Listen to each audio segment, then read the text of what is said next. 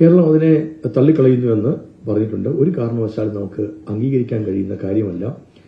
അത് ബോണസിന്റെ കാര്യത്തിൽ മാത്രമല്ല, ആ കത്തിനകത്തുള്ള പല ഭാഗങ്ങളും നമുക്ക് ഉൾക്കൊള്ളാൻ കഴിയുന്നതല്ല. അവർ പറഞ്ഞത് കൂടുതൽ വിളവുണ്ടാകുന്നത് വലിയ പ്രശ്നമുണ്ടാക്കുന്നു എന്ന തരത്തിലാണ്.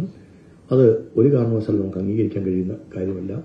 നമുക്കിവിടെ ഒരു പ്രശ്നവുമില്ല. നമുക്ക് ഉൽപ്പാദിപ്പിക്കാൻ കേരളത്തിന് ആവശ്യമുള്ളത്രയും കേരളം ഉൽപ്പാദിപ്പിക്കുന്നില്ല എന്നുള്ളതാണ് നമ്മുടെ മുമ്പിലുള്ളത്. അപ്പം നമ്മളെ പരമാവധി ഉൽപ്പാദിപ്പിക്കാൻ വേണ്ടിയുള്ള പ്രോത്സാഹനം നൽകേണ്ടിടത്ത് ഉൽപ്പാദനം കൂടുന്നു എന്ന് പറഞ്ഞ് അത് രാജ്യത്തിന്റെ കണക്കാക്കി എടുക്കുന്നതല്ല, പക്ഷെ കേരളത്തിൽ അംഗീകരിക്കാൻ കഴിയില്ല എന്നുള്ളതാണ്.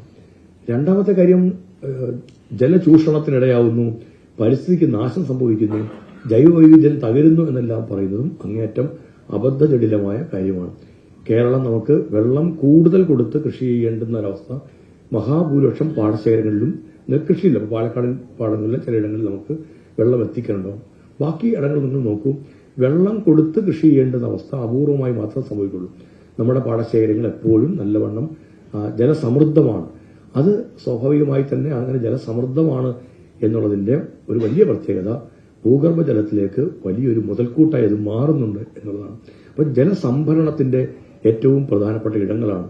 വെള്ളത്തിന്റെ ബാങ്ക് എന്നാണ് നമ്മുടെ നെൽവയലുകളെ വിശേഷിപ്പിക്കുന്നത്. ഒരേക്കർ വയൽ ഏതാണ്ട് 2 മുതൽ 6 ലക്ഷം ലിറ്റർ വരെ വെള്ളം സംഭരിക്കുന്നുണ്ട് എന്നാണ് ശാസ്ത്രീയമായി കണക്കാക്കിയത്. ഈ കണക്കുകളും ഈ ശാസ്ത്രീയതയും മനസ്സിലാക്കാതെയാണ് ഇത് നെൽകൃഷി ചെയ്തു കഴിഞ്ഞാൽ ഉടനെ വലിയ പ്രയാസം ഉണ്ടാകുന്നു എന്ന് അറിയിച്ചിരിക്കുന്നത്. മറ്റൊരു പഠനം നമ്മുടെ മുമ്പിലുള്ളത് നെൽകൃഷി ചെയ്യാതെ തരിശിട്ടിരിക്കുന്ന പാടങ്ങളെക്കാൾ നെൽകൃഷി ചെയ്യുന്നിടത്ത് വെള്ളം കൂടുതൽ സംഭരിക്കപ്പെടുന്നുണ്ട് എന്നുള്ളതാണ്. അതൊക്കെ സയന്റിഫിക്കലി കണ്ടെത്തിയിട്ടുള്ള കാര്യങ്ങളാണ്, രാഷ്ട്രീയമായി കണ്ടെത്തിയിട്ടുള്ള കാര്യങ്ങളൊന്നുമല്ല. ആ ഘടകത്തിൽ കൂടി നോക്കുമ്പോൾ നമ്മുടെ നെൽകൃഷി ഉള്ളിടത്ത് നമ്മൾ വീണ്ടും ജലസംഭരണമാണ് നടക്കുന്നത് എന്ന് മനസ്സിലാക്കാൻ കഴിയും. അപ്പൊ ഇവിടെ ഏറ്റവും വലിയ പ്രത്യേകത ഇങ്ങനെയെല്ലാം ഉള്ളപ്പോൾ ആ നെൽകൃഷി കുഴപ്പമാകുന്നു എന്ന് പറയുന്നത് ശരിയല്ല. നമ്മുടെ കാലാവസ്ഥയെയും നമ്മുടെ ഭൂപ്രകൃതിക്കും അടിസ്ഥാനത്തിൽ അതിനെല്ലാം നിയന്ത്രിക്കുന്നതിൽ വലിയ പങ്ക് നമ്മുടെ വയലുകൾ വഹിക്കുന്നുണ്ട്. അപ്പോൾ അത് ഒഴിവാകുന്ന തരത്തിലേക്കാണ് ഈ നിർദ്ദേശങ്ങൾക്കകത്തുന്നത്. മറ്റൊന്ന് പറഞ്ഞിരിക്കുന്നത് ആരോഗ്യത്തിന്റെ കുഴപ്പമില്ല. നമ്മളാണെങ്കിൽ ഇവിടെ വെള്ളയല്ല നമ്മൾ ഉപയോഗിക്കുന്നതെല്ലാം നമ്മൾ കുത്തരിയാണ്, തവിട് കൂടി കലർന്ന കുത്തരിയാണ്. പ്രമേഹ രോഗത്തിന്റെ ഭാഗമായി കാർബോഹൈഡ്രേറ്റ് കുറയ്ക്കുന്നതിന്റെ ഒരു ഭാഗമായി ഇത് അല്ലാതെ നമുക്കിത് ആരോഗ്യത്തിന് കുഴപ്പമുണ്ടാകുന്ന ഒന്നാണെന്ന് ഒരിക്കലും പറയാൻ കഴിയുകയില്ല.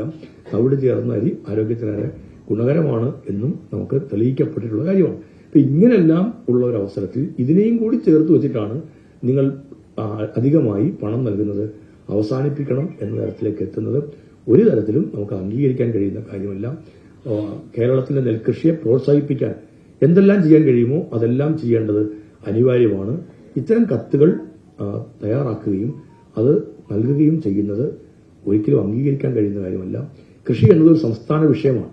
ആ സംസ്ഥാന വിഷയത്തിനകത്ത് ഇത്തരം കടന്നുകയറ്റം ഒരിക്കലും അംഗീകരിക്കാൻ കഴിയുകയില്ല. ഇതിനൊക്കെ ചില രാഷ്ട്രീയ മാനങ്ങൾ കൂടി ഉണ്ടാവുമെന്ന് കരുതുന്നു. ഇപ്പോൾ ഉള്ള ചില തീരുമാനങ്ങളുടെയും മറ്റും ഭാഗമായിട്ട് അതിനെല്ലാം ശക്തമായി നമ്മൾ നേരിടേണ്ടത് അനിവാര്യമാണ്. നമ്മുടെ കർഷകർക്കെല്ലാം പിന്തുണയും പിൻബലവും കൊടുക്കണം. കേന്ദ്ര ഗവൺമെന്റ് തന്നെ നിയോഗിക്കുന്ന ഇതിന്റെ കമ്മിറ്റികൾ തന്നെ തെളിയിച്ചിരിക്കുന്നത് അല്ലെങ്കിൽ പറഞ്ഞിരിക്കുന്നത് ഇപ്പോൾ നമ്മൾ നിശ്ചയിച്ചിരിക്കുന്ന പണം പോലും മതിയാവില്ല എന്നാണ്. അതുകൊണ്ട് ഞങ്ങൾ പറയുന്ന CSEP കണക്കൊക്കെ വെച്ച് നോക്കുമ്പോൾ അതിൽ 32 രൂപയ്ക്ക് മുകളിലേക്ക് എത്തുന്നതാണ് ആരും തന്നെ പറയുന്നതല്ല. അപ്പൊ നമുക്ക് അത്രയും കൊടുക്കാൻ പാങ്ങില്ലാത്തതിന്റെ പേരിലാണ് 6 രൂപ 31 പൈസ അധികമായി നമ്മൾ നൽകിക്കൊണ്ട് 30 രൂപയിലേക്ക് എത്തി നിൽക്കുന്നത്. കേന്ദ്രം ഒരു 40 രൂപ നെല്ലിന് നൽകേണ്ടത് അനിവാര്യമാണ്. അത് നൽകുന്നില്ല എന്നത് മാത്രമല്ല, ഇപ്പം ഇത് ഒഴിവാക്കണം എന്ന് പറയുന്നത് കൃഷി നടക്കാൻ വേണ്ടിയല്ല, കൃഷി മുടക്കാൻ വേണ്ടിയുള്ള ഒരു നീക്കമായിട്ടാണ് ഞങ്ങൾ കാണുന്നത്.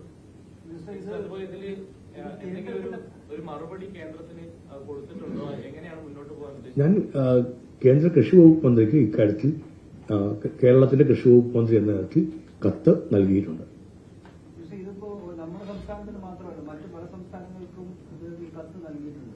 മറ്റ് സംസ്ഥാനങ്ങളിലെ മന്ത്രിമാരോട് ഇക്കാര്യത്തിൽ ഇടപെടണം എന്നാവശ്യപ്പെട്ടുകൊണ്ട് അവരുടെ മുമ്പാകെ ഈ വിഷയം അവതരിപ്പിക്കാനാണ് ഞങ്ങളിപ്പോൾ ആലോചിച്ചിരിക്കുന്നത്. സാധ്യതകൾ നോക്കണം.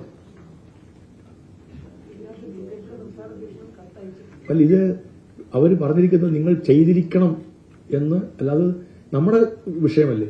നമുക്കൊരു നിയമപരമായി അതിനകത്ത് പോകേണ്ട ഒരു കാര്യമായിട്ടുള്ളതായിട്ട് ഇപ്പം തോന്നുന്നില്ല. കാരണം സംസ്ഥാന വിഷയമാണ് കൃഷി എന്നുള്ളത്. അവർ നമ്മളോട് ഇങ്ങോട്ട് പറഞ്ഞിരിക്കുന്നു നിങ്ങളിത് പരിശോധിക്കണം, ഇത് കട്ട് ചെയ്യണം. നമുക്കത് ചെയ്യാണ്ടിരിക്കാം. അത് ചെയ്തേ മതിയാവൂ എന്നുള്ള പറയുകയോ അതിന്റെ ഭാഗമായി വേറെ എന്തെങ്കിലും ഒരു നടപടികളിലേക്ക് നീങ്ങുകയോ ചെയ്യുമ്പോൾ മാത്രം ആലോചിക്കേണ്ട കാര്യങ്ങളാണ്. അതല്ല ഇപ്പോൾ നമ്മുടെ മുമ്പിൽ അവരൊരു നിർദ്ദേശം വെച്ചിരിക്കുന്നു, കട്ട് ചെയ്യണമെന്ന് ആവശ്യപ്പെട്ടിരിക്കുന്നു. നമുക്കത് ഒക്കുകയില്ല എന്നുള്ള കാര്യത്തിൽ കൃഷി വകുപ്പിന്റെ മന്ത്രി എന്നുള്ള കാര്യത്തിൽ ഞാൻ തന്നെ കേന്ദ്ര കൃഷി വകുപ്പ് മന്ത്രിയെ വിവരം അറിയിച്ചിട്ടുണ്ട്.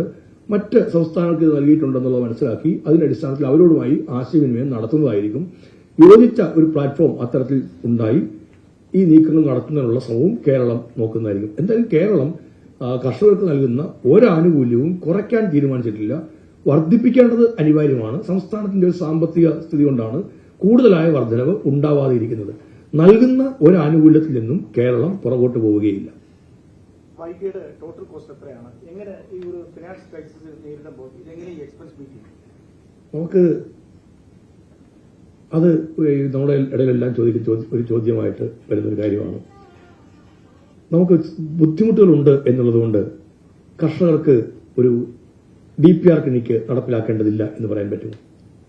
നമുക്ക് ഇങ്ങനെ ബുദ്ധിമുട്ടുകളുണ്ട് എന്നുള്ളതുകൊണ്ട് കർഷകരുടെ ഉൽപ്പന്നങ്ങൾക്ക് രാജ്യത്തിനകത്തും പുറത്തും വിപണി കണ്ടെത്താൻ പാടില്ല എന്ന് പറയാൻ പറ്റുമോ? ഈ കാർഷിക ഉൽപ്പന്നങ്ങൾ പ്രദർശനവും വിൽപ്പനയും നടത്തുന്ന ഒരു സംവിധാനം ഒരുക്കേണ്ടതില്ല എന്ന് പറയാൻ പറ്റുമോ? നമ്മുടെ കർഷകരെ സഹായിക്കാൻ കഴിയുന്ന തരത്തിലുള്ള ആധുനിക സംവിധാനങ്ങളുമായി ബന്ധപ്പെട്ട് കർഷകരുമായി തന്നെ ആശയവിനിമയം നടത്താൻ കഴിയുന്ന സെമിനാറുകൾ സംഘടിപ്പിക്കേണ്ടതില്ല എന്ന് പറയാൻ പറ്റുമോ? നമ്മുടെയൊക്കെ വീടുകളിൽ നമുക്കിതൊക്കെ ചിലപ്പോൾ സാമ്പത്തിക ബുദ്ധിമുട്ടുണ്ടാവും. ആ ബുദ്ധിമുട്ടുകളുടെ പേരിൽ ആ പ്രശ്നങ്ങൾ പരിഹരിച്ചിട്ടാവാം നമ്മുടെ വീട്ടിലെ ബാക്കി കാര്യങ്ങളെല്ലാം നടപ്പിലാക്കുന്നത് എന്ന് നമ്മൾ ആരെങ്കിലും കരുതുന്നു. നമ്മൾ അതിന്റെ പേരിൽ ഒരു വാർത്ത പോലും വായിക്കേണ്ടതില്ല എന്ന് പറഞ്ഞ പത്രം നമ്മൾ മുടക്കുമോ? ചാനലുകൾ നമ്മൾ ഓഫാക്കുമോ? വീട്ടിൽ ബുദ്ധിമുട്ടുണ്ട് എന്ന് കരുതിയിട്ട് നമ്മൾ ചെയ്യേണ്ട കാര്യങ്ങളെല്ലാം മാറ്റിവെക്കില്ല. അപ്പോൾ ഇതൊക്കെ അനിവാര്യമായി ചെയ്യേണ്ട കാര്യങ്ങളാണ്. അതോടൊപ്പം തന്നെ ഒരു ബുദ്ധിമുട്ട് പരിഹരിക്കാനുള്ള നടപടികൾ സ്വീകരിക്കേണ്ടതാണ്. അതുകൊണ്ട് ഇതെല്ലാം അതൊരു കേൾക്കുമ്പോൾ നമുക്ക് ശരിയാണെന്ന് തോന്നുന്ന ഒരു വാചകമാണെങ്കിലും പക്ഷെ അങ്ങേയറ്റം ഒരു തെറ്റായ ഒരു ധാരണ പരത്തുന്നതിന് ഉപകരിക്കുന്ന ഒരു കാര്യമാണ്. നമുക്കൊരു ബുദ്ധിമുട്ടുണ്ട്, അതുകൊണ്ട് ഇതെല്ലാം പിന്നീടാവാം. പല കുടുംബങ്ങളിലും പ്രയാസങ്ങളുണ്ടാവും, മരണങ്ങളുണ്ടാവും. അതുകൊണ്ട് ആ വീട്ടിലെ ആരുടെയെങ്കിലും വിദ്യാഭ്യാസം നമുക്ക് നിർത്തിയാക്കാൻ തീരുമാനിക്കുമോ? ഒന്നുമില്ല. കടമെടുത്തിട്ടായാലും നമ്മൾ കുട്ടികളെ പഠിക്കാൻ വേണ്ടി അയക്കുന്ന തരത്തിലേക്ക് എത്തും. അപ്പോൾ ഇതൊക്കെ നമ്മുടെ നാട്ടിൽ സ്വാഭാവികമായിട്ടുള്ളതാണ്. അതുകൊണ്ട് നിങ്ങൾക്ക് പ്രയാസമുണ്ടായി, അതുകൊണ്ട് നിങ്ങൾ ഇനി ആരും ഒരു കാര്യത്തിലേക്ക് നീങ്ങരുത് എന്ന് ചിന്തിക്കുന്നത് പോലെ ചില ദോഷൈക ദൃക്കുകൾ, ചില അഭിപ്രായങ്ങൾ പ്രകടിപ്പിക്കുന്നുണ്ട്. അത് പക്ഷെ എന്നാൽ ആത്യന്തികമായി ഇതിന്റെ പ്രയോജനം ആർക്കാണ്? ഞാൻ ഈ പറഞ്ഞതെല്ലാമാണ്. ചിലപ്പോൾ ഇതിനകത്ത് കലാപരിപാടി ഉണ്ടാവും, കർഷകരുടെ കലാപരിപാടി കാണണ്ടേ, അവരിതിന്റെ ഭാഗമായി പങ്കെടുക്കണ്ടേ? ഇതിൽ സ്റ്റാളുകൾ വരുന്നു, ആ സ്റ്റാളുകൾ കാർഷിക സംരംഭകരാണ്. അതിന് ഞങ്ങളൊരു ചെറിയ വരുമാനം മാത്രമാണ് അതിനകത്ത് ഞങ്ങൾ പ്രതീക്ഷിക്കുന്നില്ല.